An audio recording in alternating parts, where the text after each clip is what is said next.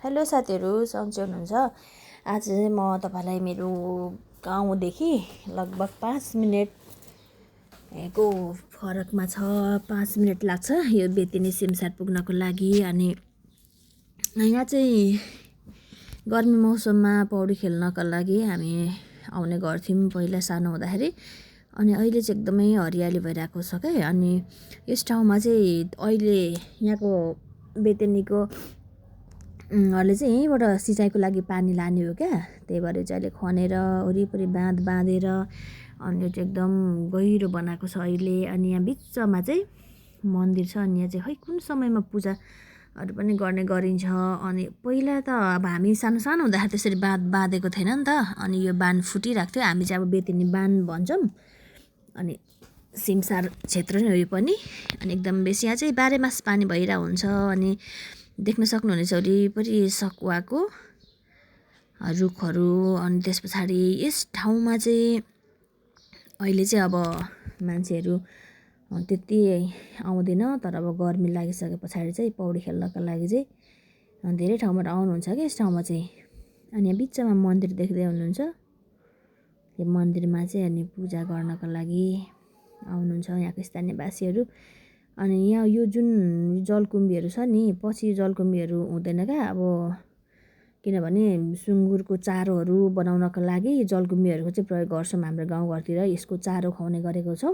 अनि पछिसम्म चाहिँ यो अब यहाँको जलकुम्बीहरू रहँदैन। अनि यो देखेको मुनिको यो पानीझार भन्छौँ क्या हामी चाहिँ। अब पहिला त हामी यहीँको त्यो पानी मुनि पसेर पनि निकालेर सुँगुरलाई चारोहरू बनाउने गरेको छौँ। अनि कति समय पछाडि लगभग म 4 वर्ष 4.5 वर्ष पछाडि नै होला यहाँको। अनि यो ठाउँहरूमा चाहिँ हामी एकदम बेसी पौडी खेल्थ्यौँ क्या, वार पार गर्ने। अनि अहिले पछिल्लो समयमा चाहिँ यो के भन्छ खनेर अनि अलिक गहिरो बनाएको कारणले गर्दाखेरि यो क्षेत्रमा चाहिँ मान्छेलाई पौडी खेल्न, मान्छेलाई माछा मार्नलाई यहाँ चाहिँ निषेध गरिएको छ। किनभने एकदम धेरै गहिरो छ नि त यो ठाउँ। अनि निकै क्षेत्रफलमा फैलिएको छ। देख्न सक्नुहुन्छ तपाईँहरूले माथिसम्म। अनि त्यस पछाडि यताबाट साइडबाट जाँदै अनि यो माथिको देखेको जङ्गलहरू चाहिँ अब च्याउ फल्ने सिजनमा चाहिँ च्याउहरू पनि पाउँछ कि त्यतातिर। अनि घुम्नको लागि अनि यसो हेर्नको लागि एकदम रमाइलो ठाउँ छ। अनि हामी चाहिँ यहाँबाट पार गरेर अनि यहाँ चाहिँ हामी पहिला माछाहरू पनि मार्थ्यौँ।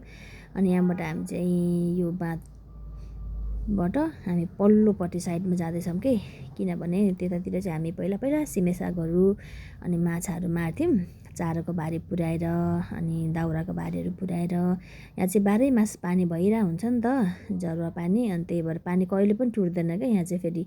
अनि त्यो माथितिर चाहिँ खाने पानीहरू पनि छ उम्रेको। अनि यहाँको बेतिनीको कति घर नजिक यो बाँध नजिक हुनेहरूले चाहिँ पानी पनि लिन आउनुहुन्छ क्या त्यहाँ। किनभने अब कति घरको कलहरूमा आइरन हुन्छ नि त।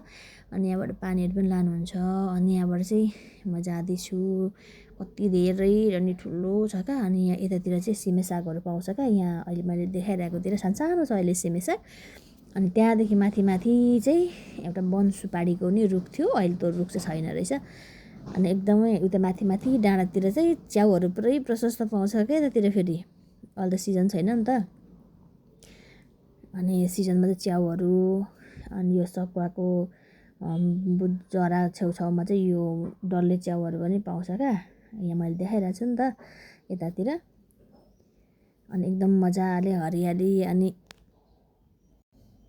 हरियाली वरपर। अनि हामी चाहिँ यताबाट घुमेर जाँदैछौँ। अनि त्यस पछाडि वरिपरि अनि यहाँ पौडी खेल्ने ठाउँ पनि छ क्या, मान्छेहरूलाई पौडी खेल्नको लागि बनाइदिनु भएको। त्यसमा चाहिँ धेरै गहिरो भन्दा नि अब यो ठुलो उसमा भन्दा त्यहाँ चाहिँ अलिक कम गहिरो छ। अनि पानीहरू जम्मा गरेको छ नि त त्यता बाँध बाँधेर।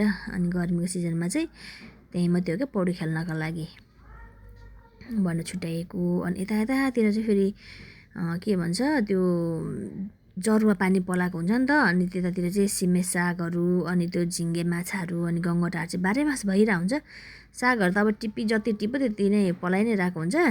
यो साइडमा चाहिँ हामीले चाहिँ माछा सानसानो गङ्गटाहरू अनि कति मार्न आउँथ्यौँ क्या।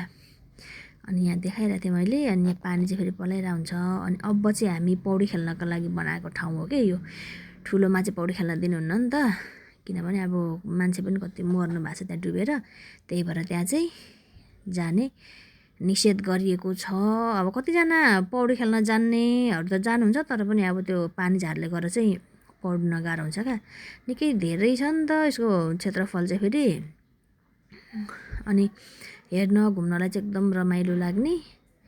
अब यता साइडमा चाहिँ पौडी चाहिँ यसमा खेल्छन् कि पौडी अहिले चाहिँ। अहिले त पुरा सफा हरियो। अनि यसमा चाहिँ अहिले घुगीहरू पनि प्रशस्तै पाउँछ फेरि यता चाहिँ घुगी। अनि यो माथि मान्छेले टिप्दै पनि हुनुहुन्छ। घुगी चाहिँ सानसानो नानीहरूलाई खेल्नको लागि। यहाँ चाहिँ पानी निकास जाने ठाउँ। अनि तपाईँहरूलाई चाहिँ म देखाउँदैछु कति समय पछाडि गएको, कस्तो रमाइलो लागिरहेको कि। अनि यो माथिको जङ्गलहरू त अब हामी दाउरा घाँस गर्नको लागि त कति आइरहेको हुन्छौँ नि त। अनि धेरै पछाडि जाँदाखेरि कस्तो रमाइलो लाग्ने रहेछ, आफ्नो गाउँ आफ्नो ठाउँ। अनि अब गर्मी सिजन आउँदैछ, अनि तपाईँहरू पनि आउनुहोला।